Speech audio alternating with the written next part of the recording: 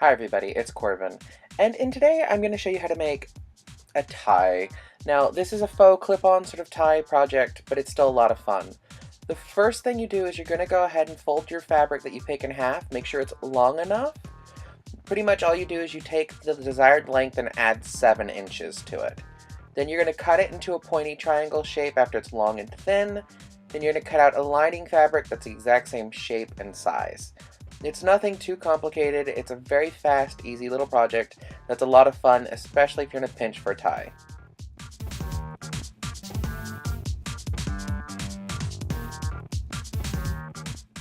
Next step is to go ahead and start sewing around the perimeter of the tie, sewing the lining to the actual fabric, and make sure it's pretty sides together. Now, I picked a really heavy-duty fabric for this project, which is my biggest regret, but it still turned out very, very pretty, and it's very nice to look at and very easy to use. So just remember you stitch all the way around, leaving one end open. And then you're going to flip it right side out by using that channel before you snip your corners. It's very, very simple. So you flip it right side out, which you see me struggling with. This is one of the reasons I regret such a hard fabric, but you just flip it right side out.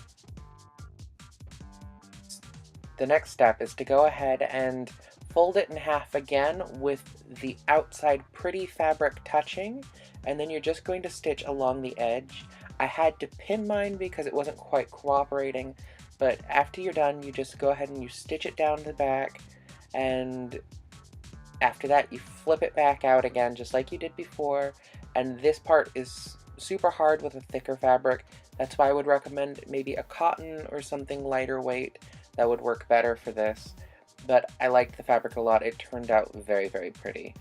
After you flip it out down the channel, you're going to go ahead and you're going to press it. I don't have any video of me pressing it because you pretty much iron it flat. That's all you do, and yeah.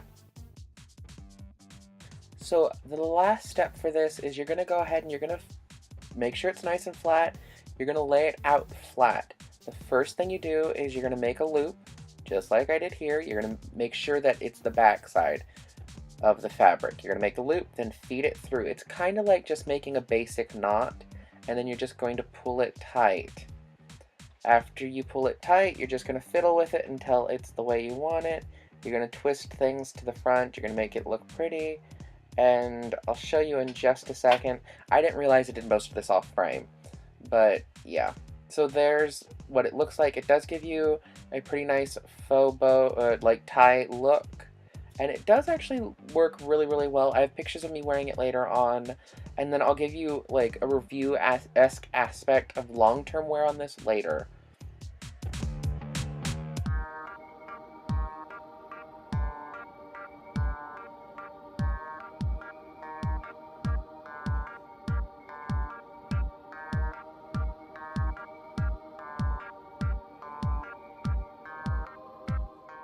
Now, I go ahead and I try to show you this step twice, but I absolutely fail. Pretty much all you're doing is making a knot in the fabric, then pushing and pulling it and manipulating the fabric to where it looks like the basic tie.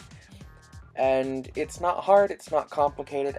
After you're done with that, all you're going to do is snip off the little corner and squirt glue all over the inside of the tie knot. And you're going to let it sit for 24 hours, 24 to 48 hours, and dry. I think you're going to see me pull up E6000 now. Oh no, I show you the scissors. And you just snip off the excess. There's not much to it. And don't be too worried about it falling apart, because I mean, that's a possibility. I haven't had it happen. I've made 2 of these so far. So yeah, the E6000 should be coming up now, and you just squirt the glue all over the place, and you let it rest overnight.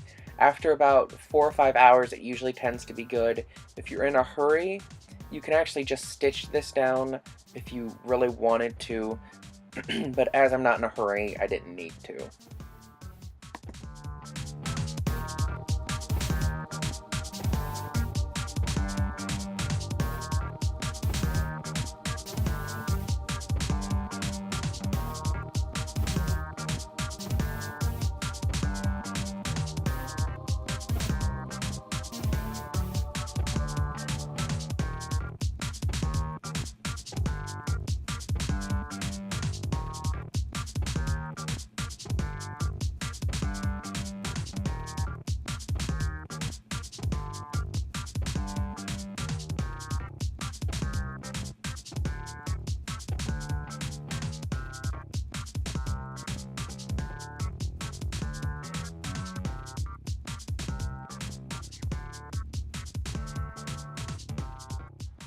So after you finish fidgeting with it and gluing it all down, you let it sit for a little bit, and the next step would be to glue down the lobster tie clip thing.